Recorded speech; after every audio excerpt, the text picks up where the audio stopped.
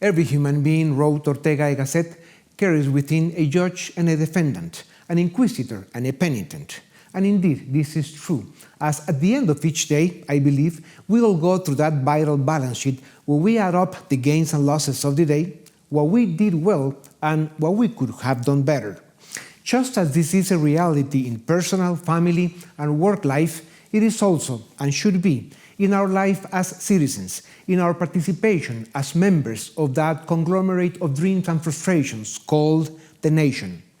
Life, as a dear professor reminded me, is that act that shakes us with its velocity, accepting its imperfection and understanding that its nature is one of continuous evolution is, for personal well-being, a necessary act of humility.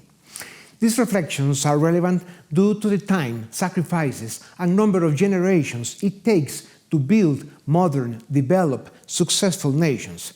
The condition to achieve this is precisely the active citizen, the one who fulfills their duties, demands, votes, and defends their vote, the citizen who sets an example, protests, and respects the law. Latin America is going through a moment in which it needs many citizens like those. By action and omission, we have become societies besieged by the incompetence of politicians, aggrieved by public corruption, and tired of their impunity. We have become nations lost in the lies of populism and trampled by its despotism. The majority of politicians have lost their sense of decency, even though history teaches us that a people fed up with their politicians eventually wipes them out. There is no scandal capable of shaming them anymore. Yes, history confirms that public condemnation is a reality, but they don't care.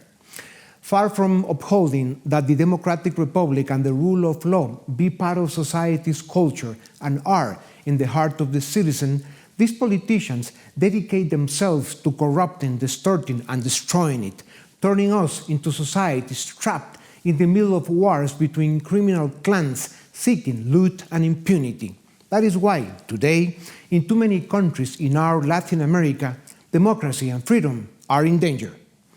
Brave activists and honorable public officials who strive and sacrifice from spaces of society and from upright institutions assert that the problem they find is that there are too many devils on the loose for so little holy water.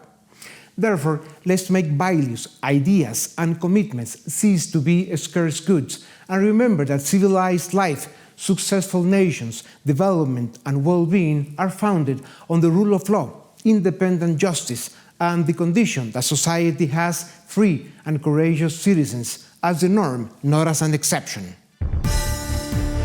Suscríbete y nos ayudas a defender y a promover los valores de la libertad.